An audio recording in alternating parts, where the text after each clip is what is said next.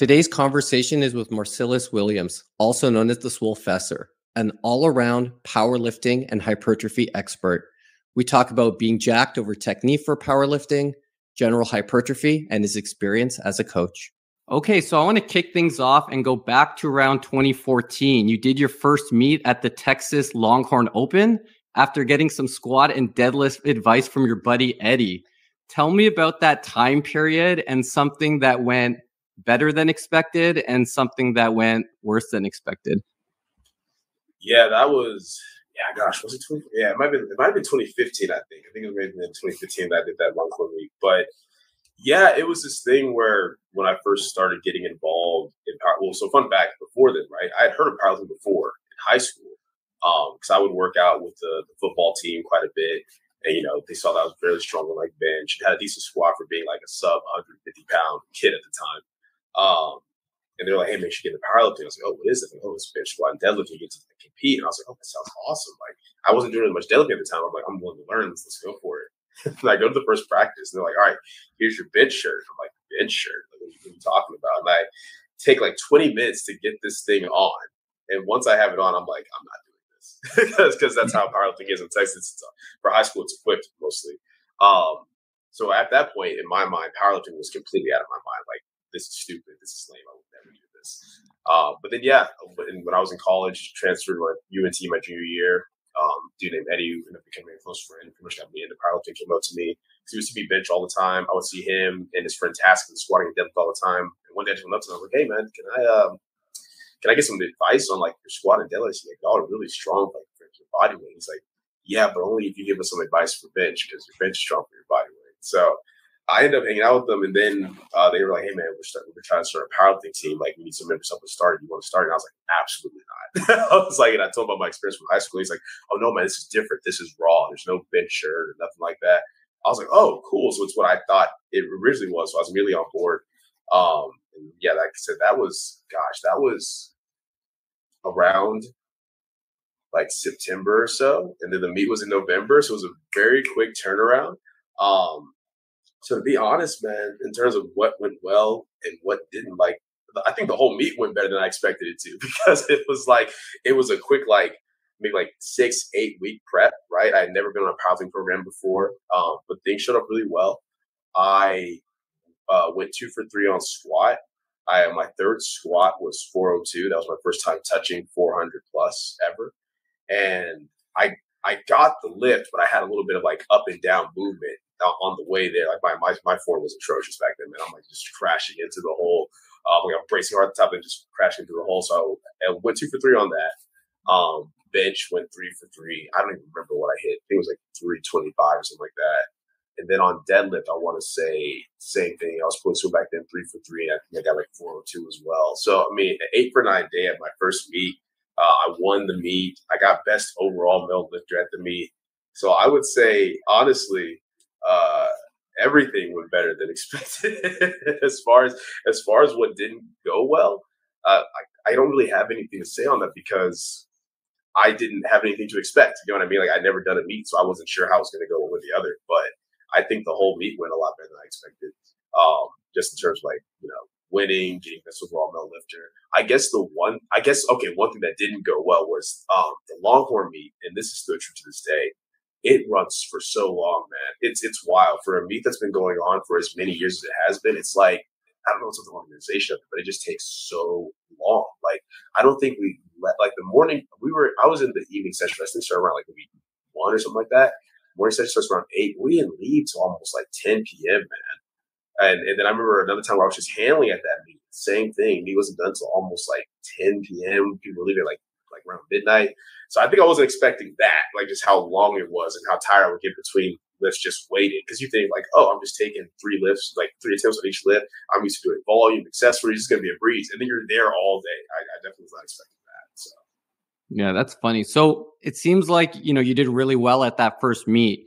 Did you change your training approach and kind of go all in on powerlifting right after that? Like, were you hype after it, or was that more of a gradual thing to where you are today? That was definitely a gradual thing, man. I always tell people it's funny. My first powerlifting meet was in 2015, but I did not start powerlifting training till like 2018. because it was fun, right? Like I enjoyed it. And I would still, at that point, I was a family member of the UNT team. I would go to the practices and stuff and still train with everybody. But pretty much I would do like, some squatting, bench and deadlifting, maybe hit like a 3x3, something like that. But most of my training, I was just doing my usual thing. I'm doing like every machine in the gym, pushing accessories, not really thinking about how, the accessories are impacting the big three or anything like that, which is funny because I'm so well known for that now as far as make sure everything works together in unison. But it was one of those things where I did it and I enjoyed it and I was going to the practices. And then I did another meet in 2016, but pretty much the same thing where between that meet in 2015 and the meet in 2016, I was kind of just training how I wanted to. And then about like 12 weeks out, I was like, okay, time to get on program. So then I would get on program and did that going into the meet that I did in 2016. But then after that, because I graduated in 2016, same thing. I was kind of just training however I wanted, kind of just doing the general strength thing, more hypertrophy focused, where I was still doing the big three, but it wasn't true like powerlifting programming to maximize the big three. It was in 2017. 2017, I ended up doing a meet in the Fort Worth area where I'm from. And because keep in mind, so in 2015, like I said, I won that meet, got best overall male lifter. In 2016, I won that meet, got best overall male lifter. Then I did a meet in early 2017, same thing. I won that meet, got best overall male lifter. And I made progress each meet. Fourth meet I did was also later in 2017, like around like the summertime, I want to say like June or so. And that's where I met my friend, who's now also my client, Michael C. And then at that point, Russell Orhe and I were talking hand on YouTube. So all of us did this meet together. And that was the first meet where I actually did not PR my total. Bench was really rough. I think I got like only my opener. Squats, I went 3 for 3, but it was like 2.5 or 5 kilos under my best. And then deadlift, I think I went like 2 for 3. So I didn't progress my total. And I got second to Michael. So that was the first time where I I got second. I didn't progress my total. That's when I was like, oh no, this can't happen. This can't happen again. And that's when I started really getting serious more about powerlifting structured programming and got a coach towards the end of 2017, but then really got like my first official coach like 2018, and things really started taking off from there. But yeah, no, it's I guess about 3 years really before I really started taking it more seriously to the level that I do today. And it certainly wasn't something that I thought I would be coaching by any means. Because even though I started personal training while I was still at UNT getting my undergrad, and was training as a full-time trainer at TCU after I graduated, my goal was still like going into either corporate fitness or being like a certified strength coach for like a team. I never would have imagined I was doing what I'm doing today. Yeah, that's cool. So it sounds like that meet when you came second kind of gave you fuel to like improve yourself. Like if you kept coming first, maybe you wouldn't have made that shift, but you realized like, okay, let me see what knobs I can turn here. So the next time this happens, like I'm putting myself in the best position. Yeah, I'd say it was definitely a combination of that. Because going into it, seeing Michael's numbers, I was like, okay, most likely if we both have a good day, he's still going to edge me out and win. So I kind of was expecting it. But I think for me, it was like, okay, I got second and I didn't do well. Like, I think that's what it was for me. Like, it was the first meet where I didn't progress my total. And I'm very big on that in everything that I do. Like, whether it's against other people or it's you against you, I need to see that I'm doing better than what I did. I need better than what I was last week or last month or last year. And when I'm not, that messes with me so much. It's like, nah, that can't. That's unacceptable. Like, what did I put all this time in for to not make progress? You know what I mean? As far as like on the platform itself, I think that was the big thing that made me realize, like, okay, I need to take this more seriously. I need to get a coach and see what I can work on. And then the fact that there's somebody there that's already that much stronger than me already, yeah, for sure. And do you think that's a trait that most people that excel in powerlifting have, that they consistently want to improve themselves and do better than they did last time? So kind of the number aspect of powerlifting kind of draws them into the sport? Absolutely. It's interesting because I always tell people, if you look at most sports, there's almost a specific type of personality type. Like, I played basketball in elementary, I played football in middle school. I was doing boxing and MMA in high school and my first few years of college. And in each of those sports, it's like there's specific personality traits that kind of gravitate. Like if you're hanging out with a bunch of basketball players, you're going to see a lot of similarities. Same thing with football. Those of us who do MMA. But with powerlifting, it's so diverse in terms of the personalities and the backgrounds. You have some people who are former athletes. You You have some people who are just gym rats who just want to do something competitive. You have some people where they've never done a physical endeavor in their life, but the appeal of, oh, you do this and the numbers go up like a video game or something appeals to them. But I think the one thing that, all these different personalities have in common is exactly what you just stated, which is the fact that you want to make progress. Whether in the sense of that you're beating other people or that you're beating yourself. There's just something very appealing about that. And I think that's the reason why so many people even shift from more of the, oh, I just want to get bigger to powerlifting, because it's like when it comes to more like, hypertrophy or bodybuilding, it's such a slow process, as well as the fact that it can be pretty subjective. Like, okay, I think I'm bigger, but, oh, I look different at the gym versus at home without the lighting, stuff like that. With powerlifting, it's like you directly put in work. And with each training cycle, you can see if you're getting better or not. You can see if those numbers bring up on the big three. And there's something very satisfying about that, I think, for human beings in general, where knowing that if you put in this direct work, you get this outcome. I think there's something kind of hardwired in most of us to enjoy that. And I think we really see that a lot of power. Yeah, absolutely. So I want to kind of move directions. And I know when you were like a young kid, you started off with calisthenics. And I know you've always kind of done the weighted chin-ups and dips. I'm curious, do you still have love for them from a hypertrophy standpoint? And what are your thoughts on them as kind of an accessory lift for powerlifting? Yeah, absolutely. Weighted pull-ups and weighted dips are always going to have a special place in my heart. I always incorporate them in my training in some aspect or another. Weighted dips more commonly just because they do have very good carryover for powerlifting, just because it allows us to get the chest, triceps, and shoulders bigger. And it's just a movement that you can push for hypertrophy in a way that's different from the bench pattern. So you're not dealing with as much overuse, since most people are benching anywhere from 3 to 5, in some cases 6 times a week. It's this thing where if you're doing a whole lot more bench work, that can get kind of excessive and being the same pattern. So you need a way to kind of break up the monotony and kind of, I need a way to bridge the gap and work these muscles, but that's different from the bench press. The weighted dip is really good for that. So I definitely loved it for that reason. And I incorporate a lot with my clients' programming. The weighted pull-up, not so much is great for powerlifting. In fact, with me, what I found is I have to kind of regulate when I'm doing it and when I'm not, because it's such a taxing movement where it can start to really leak into the big three as far as the backs like that. So when I'm further out for the meet, I'll push weighted pull-ups a lot more. And when I'm closer to them, I kind of have to cycle them in and out. For a lot of my clients, we can kind of keep them in consistently because they're not quite as strong as I am. And we can kind of periodize sets and reps for it. But for just general hypertrophy, yeah, I think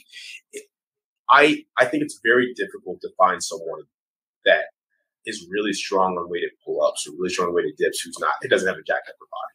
I think it'd be very difficult for you to find someone like that, right?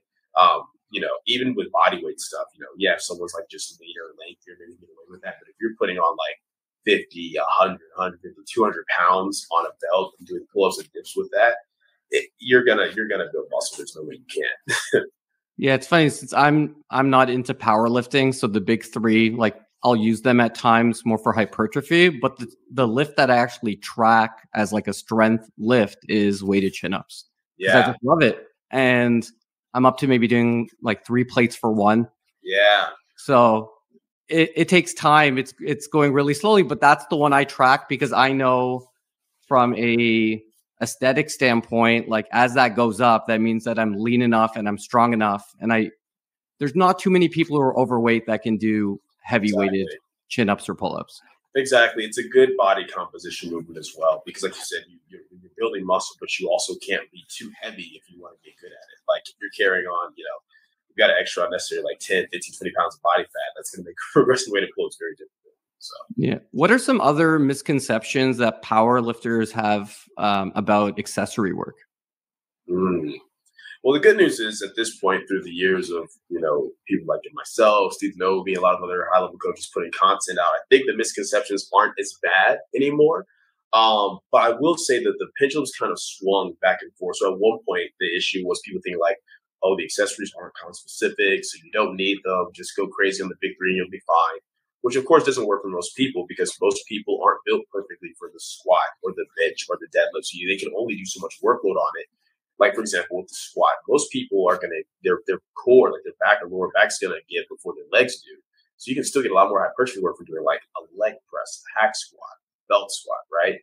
The deadlift itself isn't really great for hypertrophy as a whole. Mind you, it does stimulate growth. If you're getting strong on the deadlift, you're losing the muscle involved over time. But it's a concentric only movement. There's no eccentric with it really. So that's where getting something like an RDL in or a a lower back extension, that can be really good for hypertrophy of muscles, right? So, at one point people weren't doing it enough. Then the pendulum kind of swung the other way where people were just going super hard in accessories and doing as many as they can, not realizing like, hey, yes, that's awesome, but you have to learn how to program these in accordance. Because if you're going too crazy on your belt squat, your chest press, you're hitting true RP 910s all the time, you're not going to be recovered enough to come in for your next squat workout or bench workout, deadlift, whatever it may be. So I think another misconception that people had was like, hey, if I just push my accessories hard, I'll get benefit from them, not realizing that you need to program your accessories out in unison with the bench squat deadlift. There's a way to periodize everything to where it works together in unison. I put out a lot of content over that specifically because it's a big thing that I attribute to my success as a coach. Because my whole philosophy is, okay, with the squat, bench, and deadlift, we hit heavy enough weight on our top sets to get that skill practice and get the intensity needed.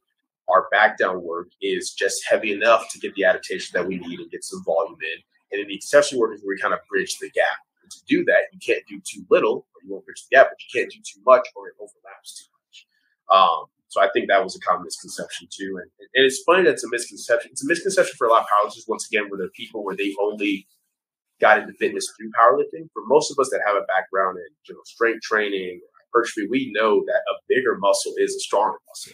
So it's kind of ridiculous to think you're going to get stronger without getting more jacked, right? And it's just very hard to maximize hypertrophy across the board for most people with just squat, bench, and deadlift.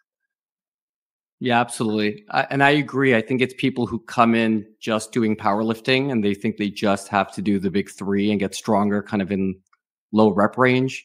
Yeah. You got to get more jacked too.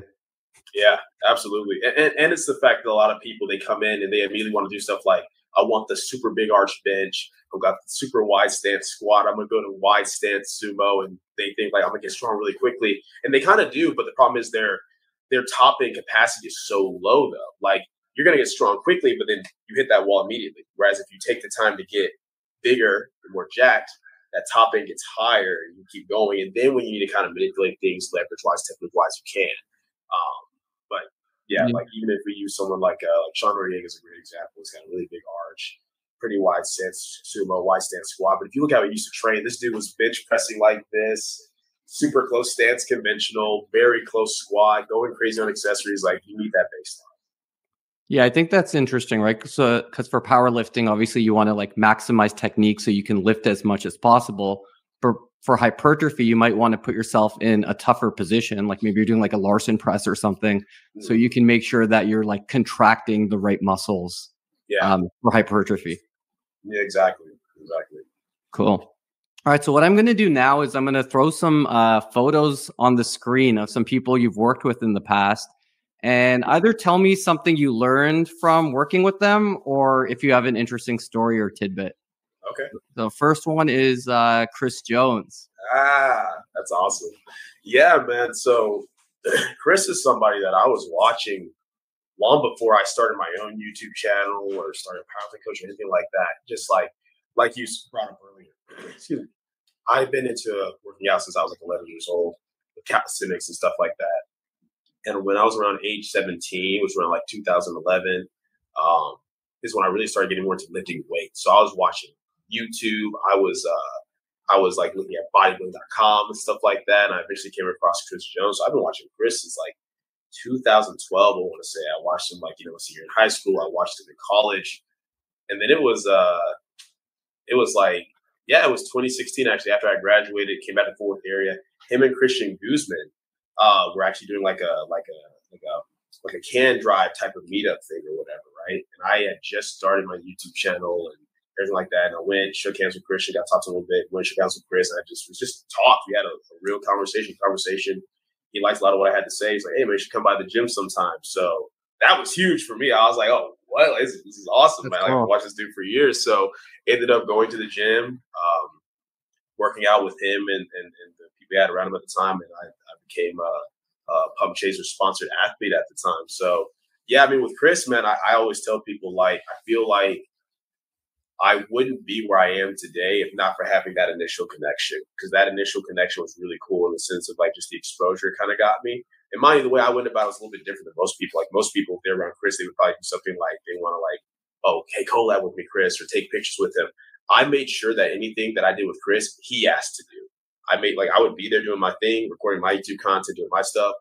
And I just wanted my work to speak for itself. So that way, even though that connection helped me, I didn't want anyone to say like another person made me. You know what I mean? And I think Chris had a lot of respect for that. So like, and he liked the way I was going about things, because the way I was going about things was kind of very different from what he was doing. He was doing a lot of like, push pull legs at the time, body movements. I was doing like full body work, stuff like that. But I think we had in common was we both just like to push and work hard, right? So our collabs were always a lot of fun, really interesting. And through him, it gave me connections with other people like say Christian Guzman, a lot of people in Alphalete. Eventually met Russell Orty and stuff like that through Alphalete and Pump Chasers collabing. So it was definitely something where like I have a lot of love and respect for Chris still. Like it's one of those things like we don't talk as much, but I know if I hit him up and respond, he hits me up, I respond. We always have recorded conversations, and he was somebody that showed me like, man, you can really make a full-time living doing the whole online coaching, social media, fitness thing, right? So, awesome. Yeah. All right, next one, we're going to go with Johnny Candido. Johnny, the boy, the homie. No, it's crazy, man, because once again, so fun fact, a lot of people get into powerlifting because of Johnny, right? But I didn't really know who Johnny Candido was until about 2018. So about 3 years after I started powerlifting, I really started getting into it more, right? And like I heard about the Candido programs like that. I started watching more of his YouTube and stuff in 2018. And I think it was actually around 2018, 2019 when we both started following each other. But then in 2020, during the shutdowns, that's when we actually became really like Johnny's one of my best friends at this point. Like that is the homie. Okay. We in 2020 onward, we talk like every day. Yeah, Johnny is the man in the sense of, man, I got a lot to say about Johnny. It's crazy. So first of all, just in my mind, revolutionized the content game for YouTube. Like I consider him kind of like the pioneer for raw powerlifting on YouTube, on social media. I think if you don't have Johnny, you don't have a lot of the rest of us in terms of kind of what we do and how we go about it. Because he was doing like the tutorial videos with the squat and the bench deadlift, how to get more jack, stuff like that. And he's kind of someone I consider part of like the OGs, right? Like there's Johnny Candido, there's Chris Jones, there's Omar Issa, all been around. And Johnny's one of those people who's, to me, what's fascinating about him is he's somebody where he can go months without posting, but when he does post, people flock to the content. So he's always elevating what he's doing, which is awesome. He's also just a funny dude, man. Like it's like it's just hilarious. Even stuff he does in his videos, like if you watch closely, like he does these subtle little things. Like in one video, he had like a little notebook where it paused for like 2 seconds, where he has a checklist of different things he wanted to do and that he's done. And you just have to know him as a person to even see it. It's just really funny, stuff like that. But yeah, no, Johnny's the man. He's and he's also just a big motivator for me with powerlifting, because my meet that I did last year was Carolina Prime Time. That was my best meet so far. I was a 75 kg lifter. I hit a 700 kg total. They got a 505 dots. And part of my big motivation for that was I was trying to beat Johnny's best dots, which was 515, which I was one lift away from. Had I got my third deadlift, I would have done it. So we had a little bet where, hey, if I do this, you have to come back and do a powerlifting. So, yeah, Johnny's the man. All right, next one, Brendan Tiez. Brendan Teets. Yeah, so Brendan was pretty much, technically Brendan was my second powerlifting coach. I had my first one was like at the end of 2017 for like about 3 months. NC Mother Neck Professor, but Brendan was my first long-term powerlifting coach. Started working with him in 2018 and pretty much worked with him all the way up until almost the end of 2019. Anyone who follows me or knows anything about me knows that things didn't necessarily end the best with Brendan and I, unfortunately. At this point, I wish him no harm. I wish him the best. I hope he's doing well. But yeah, it was one of these things where, like, unfortunately, my guy had a few issues going on, and it kind of started leaking into the business and the way he was interacting with us as clients, stuff like that. And it was something where I could kind of see where things were going. And I was like, I'm very big on my values, my ethics, and who I associate with. And there are some red flags I kind of start early on anyway, but want to give them the benefit of the doubt. But it gets to a point where you see things kind of blatant. You kind of got to just step back and step away. So I did. And he didn't take too kindly to that. So the way he responded to it was pretty aggressive. I eventually had to kind of put the evidence out on social media of what he was doing, kind of get that shut down. But what I will say is I am incredibly grateful to him, because so much of the baseline of what I learned about powerlifting programs specifically, and learning how to take the knowledge that I had from my degree in kinesiology and general strength training, hypertrophy, and combining with powerlifting to make my own system, is as a result of Brendan. As well as we did a lot of good collaborative content on YouTube. And he's the reason. I will always give him credit for this. He is the reason as far as the one who convinced me to go into online coaching full time for myself, because I was still training full time at TCU. I had a few online clients. I was coaching a team powerlifting. I was kind of doing a lot, spreading myself thin, kind of similar to what I was doing in college. And I told myself I'd never do that. And he told me straight up, he's like, dude, you need to just do this full time, like do the online coaching full time. And I was like, oh, I don't think I'm good enough. I've experienced it. And he told me straight up, he's like, dude, you are better than what most people are doing already. Yeah. Like, you can do this. If you take all this energy you're putting into all these things and you focus it on this, you'll do well. And I will always be grateful to him for that, because I mean, not for him, I might not be here talking to you right now about this. For sure. All right. So for these next two, I want you to tell me what the training session would look like if you met up with them in person. Okay. Blade. Oh, man. What the training session will look like, man. I don't know. I imagine we're probably going to be doing a lot more acrobatic type stuff. So probably a lot of the calisthenics for sure. Maybe a little bit of sword combat or something like that. I don't know. Gotta be ready for those vampires, right? Yeah, probably something along those lines. I got one more here. All right. Go on. That's just, man, that's gonna be just straight. There might be some weight training, but I'm pretty sure that's just gonna be us just straight throwing hands, sparring. If as far as a workout session, that's what that would be for sure. I'm getting whooped, but But you still got to go for it, right? Oh, absolutely, man. How many people get to say they exchanged hands with Gohan? Hilarious. Okay, so when I look at powerlifting, it's obviously exploded in popularity. So when are you proud to be a part of the evolution, and when do you roll your eyes? Man, I guess for me, especially with like this point, my YouTube channel has over 500 videos. I'm one of the co-owners of a subscription service called Powerlifting Now, which is like the Powerlifter's Library. And I think for me, it's when I go to meets at this point, right? It's super humbling. Like, I don't say this in a prideful way. It's unreal to me still to this day. But when I go at this point, anytime I go to a meet, I go visit a powerlifting gym, even if I'm in some random state I've never been in, there's always someone coming up to me going, "Hey, man, thank you so much for the content. Like, this has done this for my training," or, "Hey, I'm a coach myself. I've learned this, I've learned that." Or even people just come up and go, "Hey, man, like what you do for the community, I love it. I respect it. I like the way you go about it. Like, keep your ethics intact." That makes my day, because it's like when I first got involved in the online coaching period, part of why I didn't want to get involved in online coaching is because to me, I'm like, man, so much of this is a scam. It's people where they cut corners. They don't do things the right way. It seems like the only people who are successful or who make a full-time living off of it are cutting corners. So I was like, if I'm going to do this, I want to show it can be done the right way. And I think in doing that, and then also seeing other people, whether my clients or people who just learn from me, who are now coaches themselves, and seeing them make a full-time living, 6 figures, provide for themselves and their family, like seeing that, and then like having people come up to you, that's when I'm really proud of it. And when I just see things like, like Sheffield and stuff like that, right? Like, obviously I'm not a part of Sheffield, right? But just knowing like the elevation of powerlifting as a whole, that it's gotten to points like that where we're filling out stadiums and stuff like that. When you every now and then you're seeing stuff like on ESPN, it makes me very proud to know that I'm a part of that, right? When I roll my eyes is more often than what I want it to be, but it's probably when I feel like we are still stuck in certain things where I feel like we should be so far past it, as far as how certain things are gone about, like some of the decisions that some of the leaders of certain federations make, some of the way that they're still trying to just hold on to things or still live in the past instead of adapting to the now when it comes to how we market things, like social media. It's just like, man, it's 2024. Why are we still trying to do things for 2012? This doesn't make sense, right?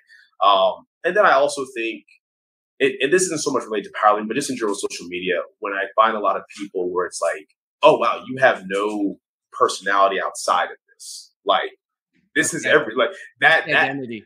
That makes me roll my eyes so hard, because it's like, dog, you cannot validate you should validate yourself through anything that can be taken away, but especially powerlifting. Like, dude, you can get hurt, your meet can get canceled. Like, you have to care about more and have more going on in your life than just squat, bench, and deadlift, or what your total is. Powerlifting cannot be your personality.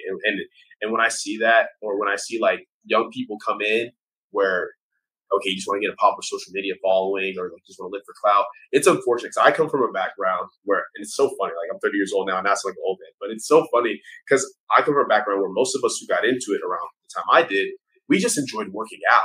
And powerlifting was just a way to kind of expand upon that. But now you have people who really get involved just thinking, I'm going to compete, I'm going to get my numbers up, I'm going to get a social media following. And it's just like those people, even the ones that have potential, they burn out so quickly because it's like you're not really in it for the right reason when you don't get that instant gratification that you think you should be getting. And we realize, oh, this is like a longer burn type of thing. Then they quit. And it's just like you roll your eyes because like you knew it was coming. You know what I mean? Like you can tell. You can kind of tell at this point who's going to stick with it, who's not. Yeah, I think that's not just powerlifting, that's across the board. Like if people want to be like, I need to do this in the next 3 months, or it's a failure, then you're not enjoying the process. You're not just gradually improving and being okay with that. And I think a lot of people are drawn to powerlifting for the community aspect. Yeah. I think that's one thing that's a little bit different than like hypertrophy enthusiasts. Like that's a little bit more of a lonely game. Yeah. But then it can't be your entire identity. It should be part of it. It should be a way to have more like-minded people in your life, but it can't be your whole life. Absolutely. I mean, I'm very grateful for, I mean, at this point, all of my closest friends, a lot of people that were in my wedding, the people's weddings I'm going to, the people who attend the Bible study that I host, like they're power lifters, people that I met through the fitness YouTube game. I mean, like I said, Johnny Candido is one of my closest friends now. Sean Noriega, Michael C, the list goes on and on. And it's like, I'm very grateful for that. I'm grateful for what powerlifting did to bring us together. But I know that if they stop or I stop, those connections continue on. We don't need powerlifting to keep that going. You know what I mean? But yeah, the community aspect is huge. I mean, that's what I personally love about it. Like you can't, if you go to a powerlifting, absolutely, if you go to a powerlifting meet and you're going at it, right? Even with the people you're going against, it's like if you beat them, you almost want it to be because you just outlifted them. You don't necessarily want to be because they failed to lift, right? Like just the energy, the crowd, the support of people is awesome. I mean, at this past Arnold, for example, my client and my little sister Bria, it was her third deadlift, and it was an all-time PR. So not just a meet best, but she's never lifted this before. And before she goes out there, you can just hear the crowd going, Bria, Bria, Bria. And, then I'm like, I'm slapping her back in her ready. I tell her, like, go out there and finish this, go out there and do it. And like, she gets it. And the energy was I'm getting goosebumps right now, legitimately thinking about it. The energy was crazy. And that's what I love about powerlifting. That's what I love about going and directly handling coaching at these meets. It's like, the energy is just awesome. And it's because I always tell people the audience for powerlifting is usually powerlifters themselves. Like some of them are like family members and stuff, but it's definitely a community-based sport. You know what I mean? Like basketball, football, you got a lot of people who never played, but they watch it, right? But most people who watch powerlifting are powerlifters. So you really feel that when you go to these meetings. Yeah, I think the community aspect is very interesting. I think people are drawn to it. I think one challenge I see with a lot of kind of maybe more average lifters is they get into working out because they want to like build muscle and more for aesthetic reasons. And then they get into powerlifting because of the community aspect and moving the numbers, but they might not really love it and it might not actually be aligned with their goals. Yeah. So I think that is sometimes a challenge where they get drawn into the sport aspect when that isn't the goal that they actually want in the back of their mind. Yeah, no, for sure. I've had some clients where I've told them that too. I've been like, look, I'm not telling you to quit, but for you, it's like, be realistic with where you're at. You enjoy powerlifting because you like working out and you like working out with other people. And that's okay. Just know that the expectations I'm going to have for you and the expectations you have for yourself have to look different than someone who's like, I want a podium at nationals. You know what I mean? And that's okay. It's like, hey, your progress is going to be a little bit slower because you're only willing to put so much work in. But so long as you're happy and you're enjoying the results and you're getting what you need to out of it, that's cool. I still rather you do that than being sedentary, sitting on your couch all day, right? But I think people have to be honest with why they're doing it. I think that's definitely true. So a lot of people where I think they almost beat themselves up because of exactly what you said. You're really here for the community aspect. You're not necessarily here to maximize your total, but you feel like, oh, but I have to. I'm supposed to be doing that, and they're trying so hard, but then I enjoying it, and then they burn out and they stop altogether. Or they really want to have like bigger arms, for example, but they're not doing any direct arm work because they're so focused on a powerlifting type of training when they could probably combine and do both. Absolutely. I mean, if you're a client of mine, you're doing both. You don't even have a choice. Like it's how it goes. It's how I program. But yeah, And I do think that's something that's helped a lot of my clients who were, when they came to me at the point of burnout, but then they come to me and they're like, okay, cool, I'm making progress, but also I have other things to look forward to. Because another thing too, man, if you go in and your session is just squat, and squat doesn't go well, that seems like a crappy day, right? But if you go in, the squat doesn't go well, but hey, but you know what? I PR this accessory or I push this hard, it just gives it more value overall. For sure. Okay, so what I'm going to do now is I'm going to throw out some quotes that you've said in the past. Just give me your first take on the quote or what it means to you. So the first one is, at the end of the day, if you have to choose between being very technically proficient or being jacked, you want to be jacked. Absolutely. I still believe that. Don't get me wrong. Like, objectively speaking, the best of both worlds is you're really, really jacked and you're really technically efficient. It's going to be very hard for you to fail it if you have that, right? But look, I know a lot of people who have amazing technique, but they're weak. So it's like, it doesn't matter. You can have the best technique ever, but if you can't break through that 400 squat, it doesn't matter. Whereas we see all the time people who have maybe very ugly technique, but they can still lift the weight from point A to point B. Why? Because they are jacked enough. They have enough muscle in their mass to get it done. And at the end of the day, if you give me someone who's really, really jacked, I can teach them technique. If you give me someone that has good technique, I can't necessarily instill the work ethic needed to get them jacked. You know what I mean? Like, I can get them jacked and willing to do it, but it's a much longer process. So, yeah. Cool. All right. Next one is, you want to have a sharp mind and strong body. 100%. That's something that I got from my dad. He said that since I was young, because he was always very big on, like, hey, did you read something today? Did you learn something today? But also at the same time, hey, did you go outside today? Did you do something physically active? A mind is a precious thing to waste, right? But you need a strong, healthy body to preserve that mind for as long as possible. Yeah, I love that. I have the same kind of mindset with my kids. Like, you need to be smart, you need to be focused, but there's time for playing, there's time for athletics as well. They're all important. Absolutely. Cool. Treat every client like they are the only one you have. That is the only reason that my business is successful as what it is. It's that simple. It's like, different clients have different needs. You may have to communicate with some a little more frequently than others. Some, they might just be trying to lose weight. Some, they might be trying to break 1,000-pound total. Some, like my client Ashley, may be trying to be the best in the world. But at the end of the day, if they're paying you for a service, you need to act like that's the only one you have. You need to give them your all. When you're talking to them, that's the only client you have in that moment. Even if you get along with the client more on a personal level, that's fine, but that cannot impede with the work and the value, the energy you're giving your clients. And I mean, I'm very proud to say that if you ask any of my clients, whether I'm working with them now or in the past, like, hey, did you feel like Mercedes gave you his all? I don't think you'll find a single one that'll say no. Yeah, when I worked with you, I felt the same way. Like, you were critiquing my Penley row and giving me feedback, and I wasn't a power lifter, right? Like, you're treating each one of those calls very seriously. So I appreciate that. Absolutely. All right. So I want to move in a different direction. So you initially said you didn't see any value in having a coach. And I find this interesting because it seems like as you go deeper and deeper onto a topic, it doesn't have to be powerlifting, that you realize how far away you are from mastery. Mm-hmm. I'm curious if that resonates with you, and that's why coaching and mentorship can be a useful tool in anything. Yeah, absolutely. I mean, I think part of it for me was, besides the fact that I was only taking powerlifting so seriously at the time anyway, I think a big part of it for me was just everything I had done in fitness up to that point was self-taught, right? Like, it was funny because at that time I was a personal trainer, but before I got into personal training, I thought personal training didn't make any sense. I was like, who's not capable of just finding a program online and just going to the gym and working out themselves and getting themselves healthy? But then as I got involved in personal training, right, and started working with people, you see the backgrounds that people come from and the different personality types and different levels of discipline, you realize how valuable it really is to have someone to help you and mentor you, and someone where you don't have to filter through all the body.com forms of what's going to help you reach your goals or not. You have someone's going to help you with that, right? And I think it's the same thing with powerlifting. It's like, once again, I think when I'm only taking it so seriously and it's like, okay, well, what I'm doing is clearly working because I'm winning, right? But then when it's like, I'm not making progress the way I was anymore. Hey, I got second. And then you realize, okay, maybe I need someone that can kind of help me refine things a little bit more. And then you get that coach and you quickly realize that, man, I thought I knew a lot. And maybe I know a little bit more compared to the average person, but man, I don't know anywhere near as much as what I thought.